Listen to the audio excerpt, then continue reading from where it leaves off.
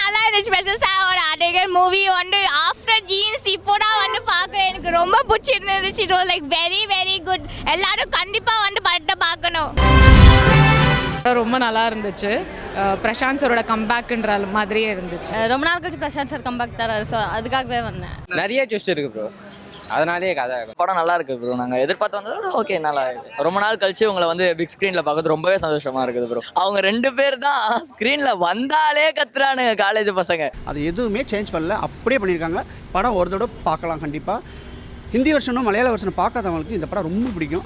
Hindi version மலையாள version பார்த்தவங்களுக்கு படம் ஆவரேஜான படம். ரொம்ப சூப்பராக இருக்குது. ஒரு சரியான வில்லி ரோல். ஆரம்பத்தில் பார்த்தா அப்படி தெரியாது.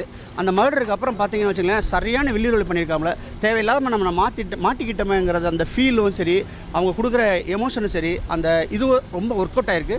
சிம்ரனுக்கு வந்து சரியான படம் அந்த படம். சஸ்பென்ஸ் த்ரில்லர் அந்த ஜான்ரால தான் எடுத்திருக்காங்க. இட் வாஸ் நைஸ் ஓவராலாக. சிம்ரான் மேம் ஆக்டிங்குமே நல்லா இருந்தது.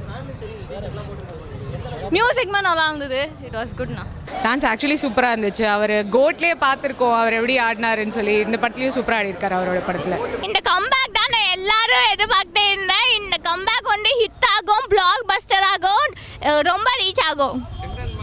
சிம்ரன் மேம் பிரசாந்த் கூட இட் வாஸ் சோ நைஸ். ரொம்ப நல்லா இருந்துச்சு. எல்லாம் எதிர்பார்க்கலாம் ப்ரோ கண்டிப்பா. இல்ல பிரசாந்த் சார் டான்ஸ் ஏதாவது அந்த மாதிரி பாட்டு ஏதாவது இருக்கா? லாஸ்ட்ல ஒரு போஸ்ட் கிரெடிட்ல ஒரு சாங் வருது, தரமணி 2 நாள் டான்ஸ் நல்லா ஆடி இருக்காரு.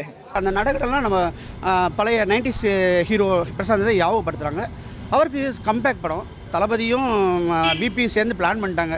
இதுவும் வந்துச்சுன்னா இவங்க ஃபேன்ஸும் நம்மளுக்கு சப்போர்ட்டாக இருக்கும். இந்த படத்தை விடுங்கன்னு சொல்லிட்டு அவங்களுடைய இது பண்ணி தான் விட்டுருப்பாங்க போல இருக்குது. அதில் ஜெயிச்சிட்டாங்க. டெஃபினட்டாக அவரோட அப்பியரன்ஸ் மாறி இருக்கே தவிர்த்து ஆக்டிங் எல்லாமே அதே ஃபீல் இருந்துச்சு. ஜீன்ஸ் படம் பார்க்குற மாதிரி தான் இருந்துச்சு. சிம்ரன் மேம் தான் actually one of the strongest characters இந்த ஃபிலிம். ஸோ அவங்க சூப்பராக நடிச்சிருக்காங்க.